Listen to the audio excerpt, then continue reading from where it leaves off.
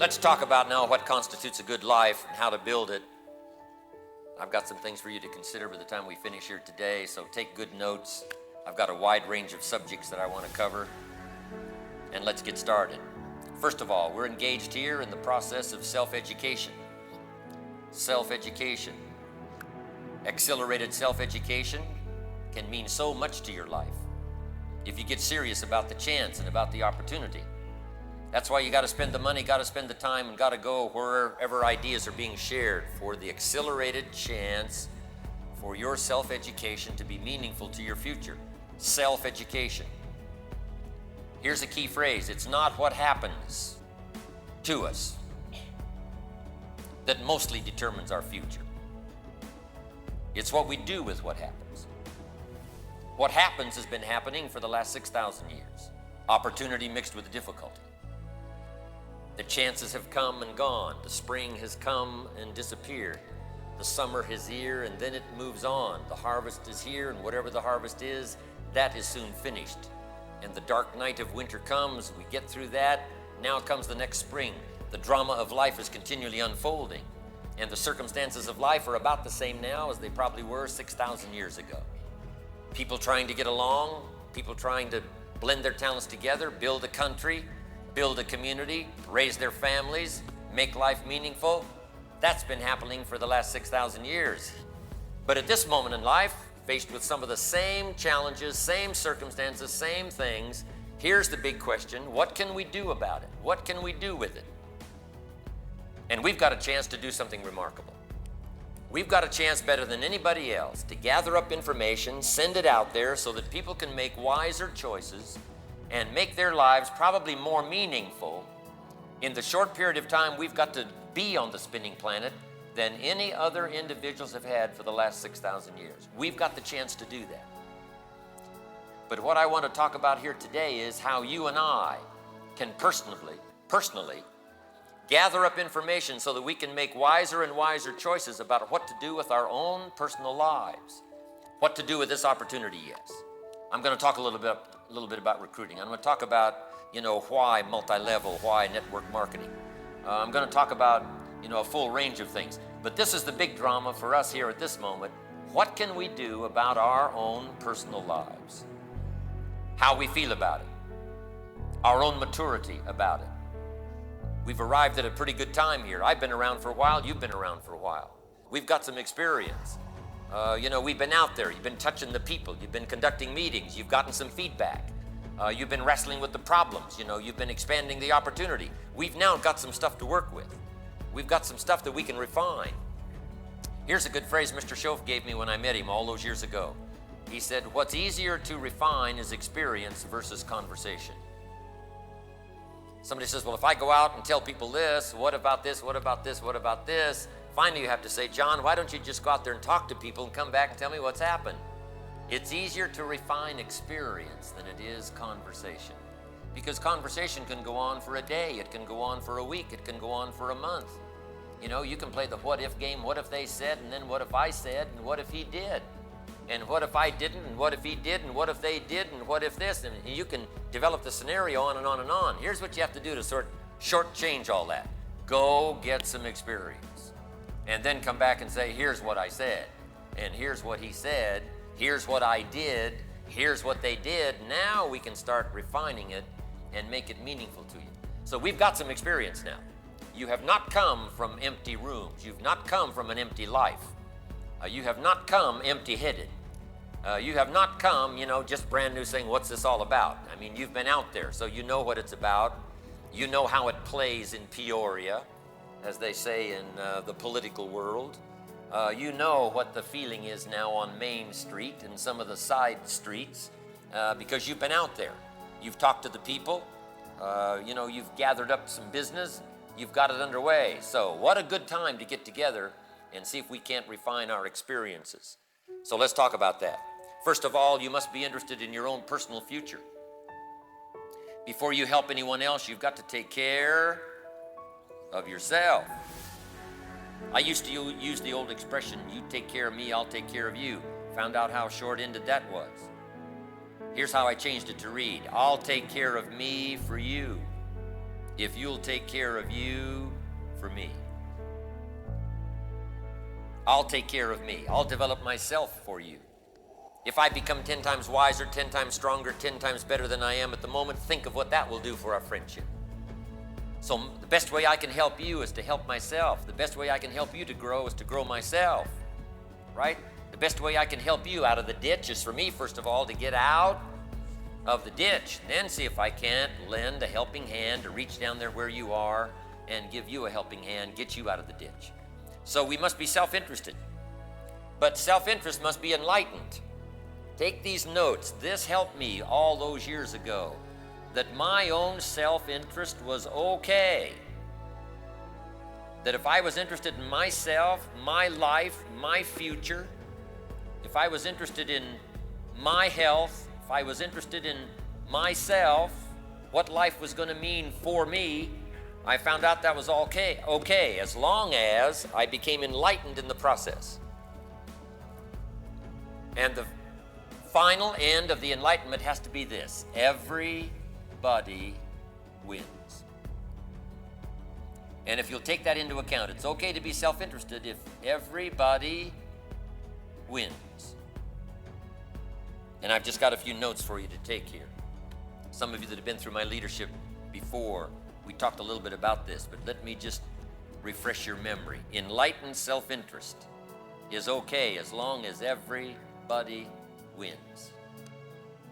And here's some unique ideas along that line. The first one is, if you wish to be great, have great accolades, great trophies to put on your mantle, plaques to put on the wall, reputation and accolades from your peers, that's fine. Here's how you get it, though, in an enlightened way, and that is at the service of others. Greatness at the service of others. Greed is simply hoping for something at the expense of others. Hoping for something for nothing. Hoping for more than your share. We don't need any greed.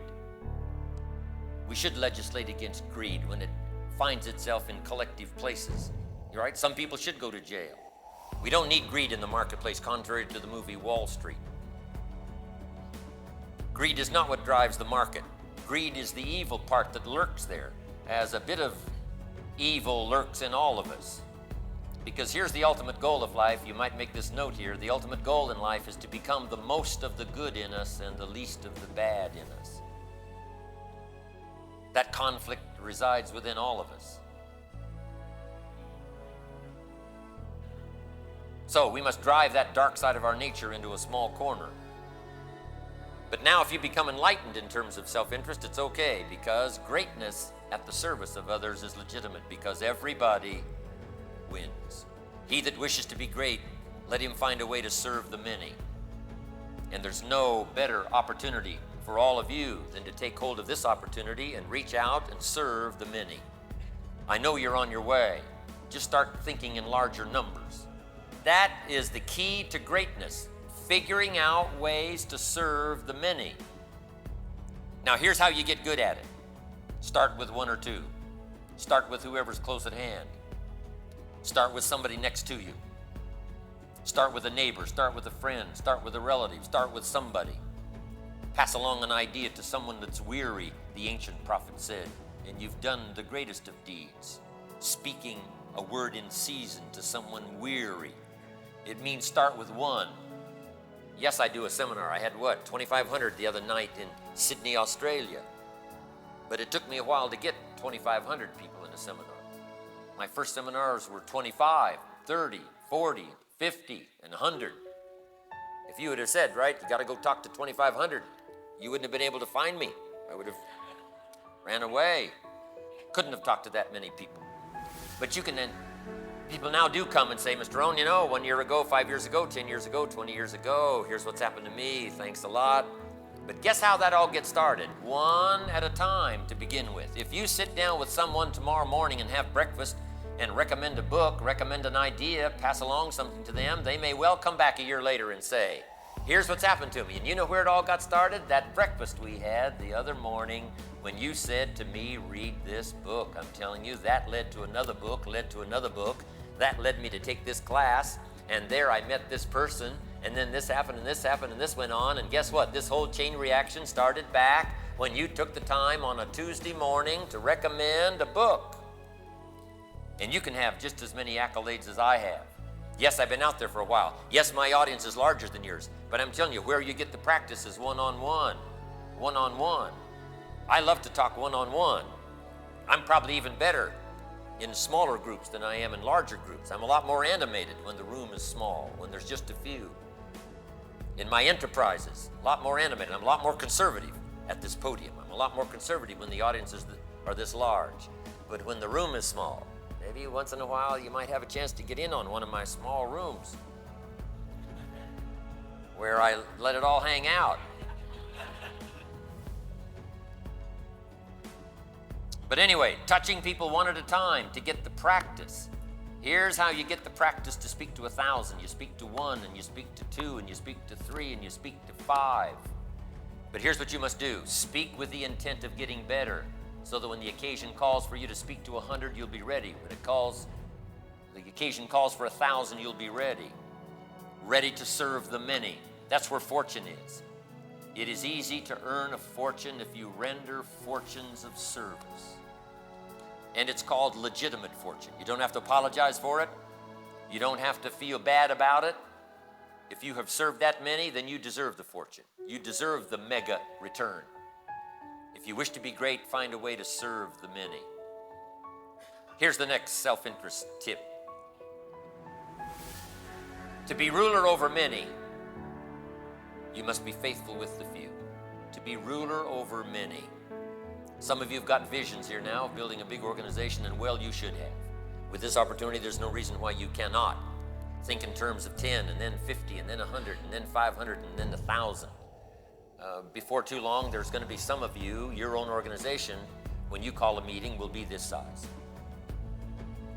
I want to have a chance to drop by when just your organization's key people represents a room full of people just like this. That's going to be an awesome experience for you. But here's what I'm asking you to do. Earn it. Earn the privilege of having an organization of key people this big. I'm telling you, people sitting in this room right now, it won't be long until you will have earned the right to have this many key people in your class. And if I get a chance to come and pay you honor, I will be happy to do that. I love to watch people grow. I love to watch them change. I love to watch them pick up the challenge. Some of you I've known now for just a little while, and already you're making changes. Right? When we get people new, I'm telling you, it's interesting. Right? They're scared when they start. Stand up, forget their name. Couldn't talk for a minute if they had to. Now it's hard to get them off the platform. Be faithful when the amounts are small. Next, to understand that life responds to deserve, not to need. That is the key. Once you understand that little twist of refined education, that life responds to deserve, not to need. The key is to not present your need to life. The key is to present your skills to life. Present your skills to the marketplace. Guy goes to get a job and he says, well, I need this, and I need this, and I need this, and I need this. And the marketplace says, could we please talk to somebody else? This guy's got too many needs. So here's the key. Present your skills, present your willingness, present your eagerness to the marketplace. Don't present your illness. Don't present your need. Don't present your wants to the marketplace. The marketplace is not interested in what you want. They're interested in what you contribute.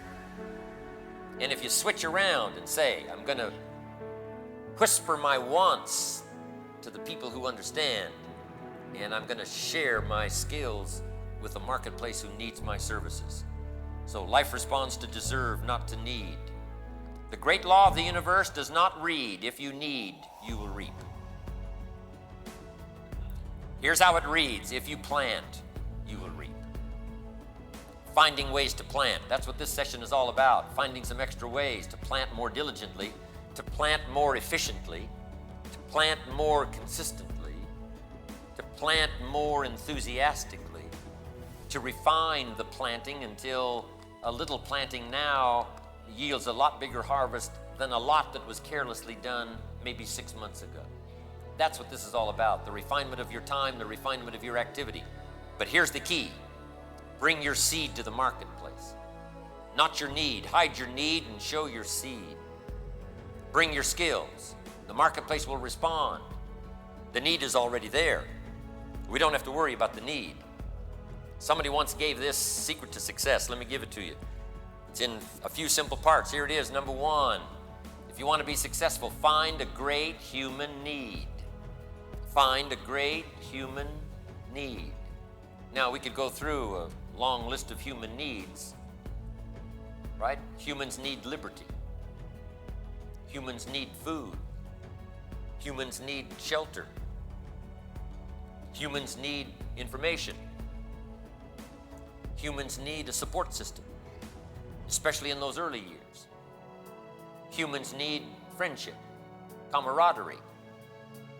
Here's a major one. Humans need enterprise. We were meant for enterprise. Old Testament says what? 6 days labor, 1 day rest. That is a clear indication. Humans were meant for enterprise. We were meant to make something of what we've been presented with. Seed, soil, sunshine, rain, miracle of life. We were meant to see what we could do with opportunity, see what we could do with an economy, see what we could do with chances. That's what life is all about, enterprise. So if you wish to be successful, find a great human need. Humans need dignity. Humans need self-esteem. Humans need good health to sustain themselves for as long as they can possibly live. Humans need to think beyond themselves. Long list of human needs. But the secret to success says, find a great human need. Then here's the second part. Then find the answer. Now, how can we find the answer? And here's what's exciting. When genius minds get busy, they find an answer. When minds of experience get busy, answers are on the way. When the genius goes to work, you can expect a masterpiece.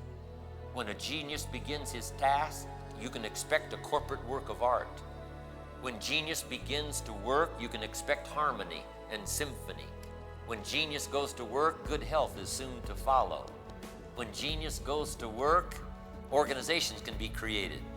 Politically, the country can be stable if genius goes to work. If genius rests, if genius is wasted, if genius is not employed, we all suffer. So thank God for the genius that comes and finds an answer to the great human need. Now here's the third part. Number one, secret to success is find a great human need. Number two is to find the answer.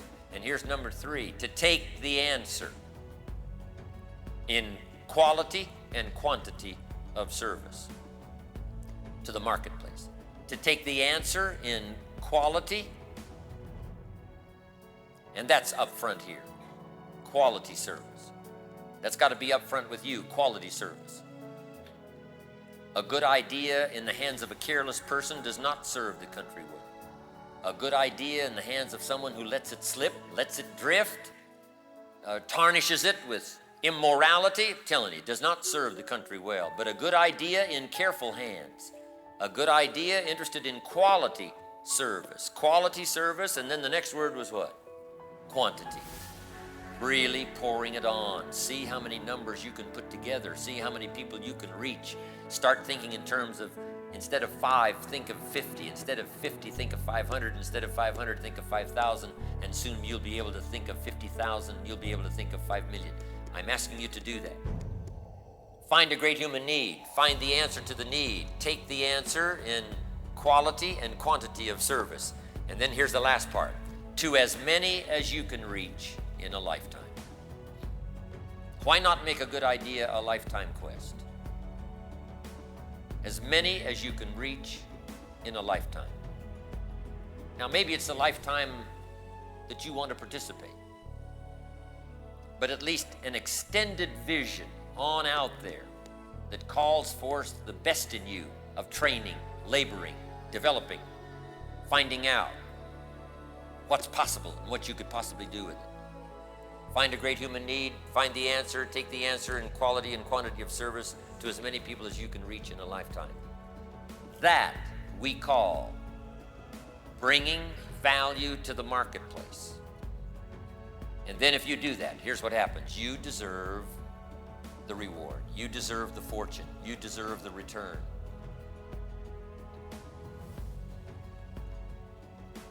You deserve the pay. Be faithful when the amounts are small.